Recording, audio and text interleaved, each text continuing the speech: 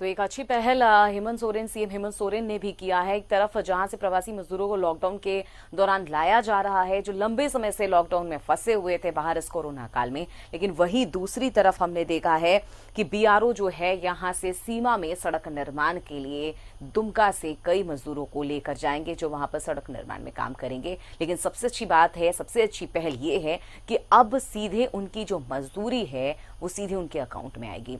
इस पर ज्यादा जानकारी के लिए, चर्चा के लिए संवाददाता रांची से अंजनी हमारे साथ जुड़े हुए हैं। अंजनी, हमने देखा है कि अभी उपायुक्त ने कल कहा कि अभी एमओयू जो जिला है और बीओ के बीच किया जा रहा है, लेकिन उससे पहले आज 1,500 जो मजदूर हैं वो लेह लद्दाख जाएंगे जहां पर सड़क निर्माण का काम करेंगे। एक अच्छी पहल और पहला राज्य है ये झारखंड इस पहल में।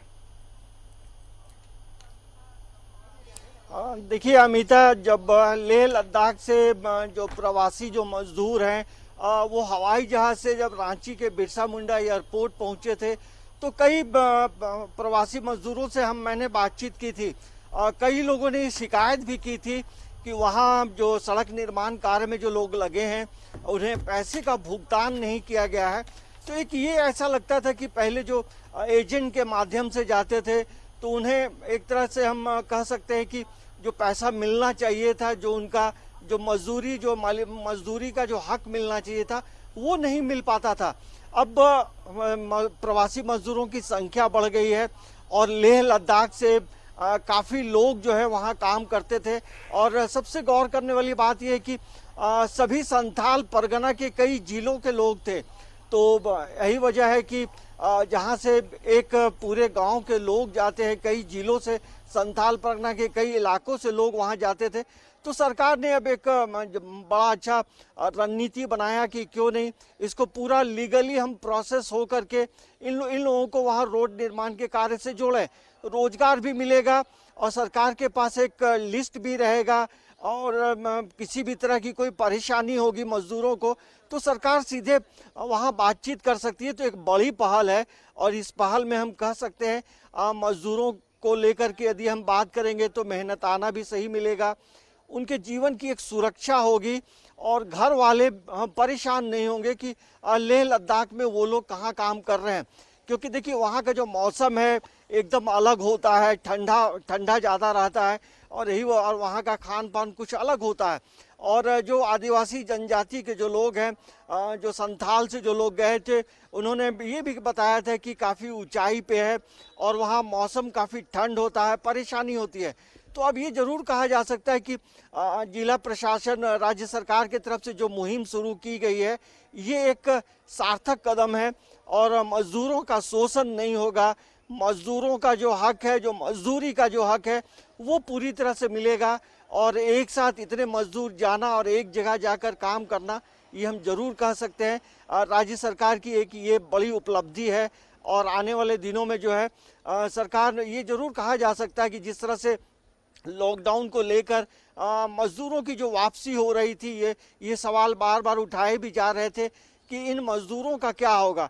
तो सरकार का एक ये पहला कदम है, हमें लगता है कि एक बढ़ता कदम है। बिल्कुल एक बहुत बेहतर कदम है। लेकिन हमने देखा है कि बॉर्डर रोड ऑर्गेनाइजेशन जो है यानी बीआरओ सीधे तौर पर मजदूरों को नियुक्ति करेगा। इसके लिए झारखंड सरकार ने मजदूरी दे दी है। इससे पहले जो भी लॉकडाउन में मजदूर वापस यहां लौट कर आ रहे थे अंजनी, तो हमने देखा था कि उन्हें कैसे रोजगार से जोड़ा जाए। लगातार सरकार इस पर दिमाग लगा रही थी कि कैसे इन सभी को रोजगार दिया जाए, ये बेरोजगार ना रहे। लेकिन इस बीच जैसे ही लॉकडाउन खत्म हुआ, हम अनलॉक 1 में आए तो वापस से लेह से जितने भी मजदूरों को वापस लाया गया था, वापस से वहां पर सड़क निर्माण के लिए वापस मजदूरों को ले जाया जा रहा है। ऐसे में क्या लग रहा है कि मजदूरों में कितनी खुशी होगी, क्योंकि बहुत कम समय के लिए वो आए और वापस वहां पर जा रहे हैं। ये उन्हें बहुत दिन बैठना नहीं पड़ा खाली हाथ। हालांकि लॉकडाउन के दौरान वहां पर वो ज्यादा हो सकता है कि परेशानी महसूस कर रहे हो, लेकिन जिस तरह से हेमंत सोरेन ने यहाँ पर लाया लोगों को, उसी तरह पूरी सुरक्षा के साथ, पूरे नियम के साथ वो वापस भी भेज रहे हैं अपने मजदूरों को झारखंड से। देखिए अभी जो मजदूर जाएंगे लेह लद्दाख में, राज्य सरकार के साथ एक जरूर कहा जा सकता है कि एक एमओयू हुआ है और ये एमओयू जो है कहीं ना कहीं मजदूरों को जो उनका हक है, मजदूरों को सुरक्षा की गारंटी देगा। मजदूरों को ये नहीं लगेगा कि हम लोग अपने आए हैं, तो सरकार के माध्यम से जो लोग यदि कहीं जा रहे हैं तो सरकार के लिए भी एक बड़ी चुनौती होती है। सरकार का भी दायित्व होता है कि ऐसे लोगों का बीच बीच में फीडबैक लेते रहें। देखिए अमिता, एक अभी काफ़ी संख्या में प्रवासी मजदूर लौट रहे हैं, लेकिन सभी जो मजदूर हैं वो स्वतः काम करने के लिए भारत के कई राज्यों में खुद जाते थे, और अब यदि सरकार कहीं टाई अप करके एक भारी संख्या में यदि मजदूरों को भेज रही है, तो आप समझिए कि उनका जो जीवन है, उनका जो जीवन का जो गारंटी है, जो मजदूरी का जो गारंटी है, उनकी सुरक्षा की जो गारंटी है, तो ये मतलब मजदूरी और सुरक्षा की जो गारंटी है सरकार जरूर ले सकती है।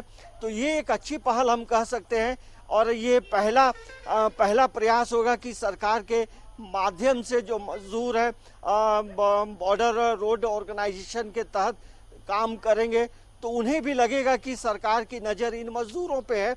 हम इन मजदूरों का शोषण नहीं कर सकते हैं, इन मजदूरों को जो मेडिकल ट्रीटमेंट मिलना चाहिए वो मिलेगा।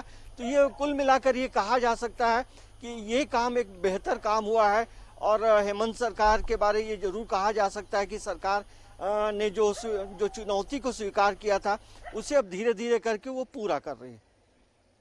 लेकिन अंजलि, ये भी जानना चाहेंगे कि यहाँ लगभग 1,500 से ज्यादा मजदूर जो हैं वो वापस जाने वाले हैं, लेह लद्दाख जाएंगे, उनको बीआरओ है वो सीधी नियुक्ति करेगा। लेकिन जरूरी ये भी हो जाता है जानना कि सीएम ने इसकी मंजूरी लिखित तौर पर दी है, लेकिन किन शर्तों के साथ यहाँ के मजदूरों को वहां भेजा जा रहा है?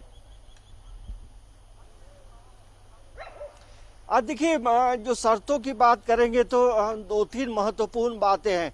पहला तो ये है कि मजदूरी क्या मिलेगा, ये एक शर्त जरूर होगी कि मजदूरी जो सरकार का जो दर है, बॉर्डर रोड ऑर्गेनाइजेशन का जो गाइडलाइंस होगा उसमें जो जो लाभ यदि मजदूरों को मिलना है वो तमाम चीज़ें उसमें निहित होंगी।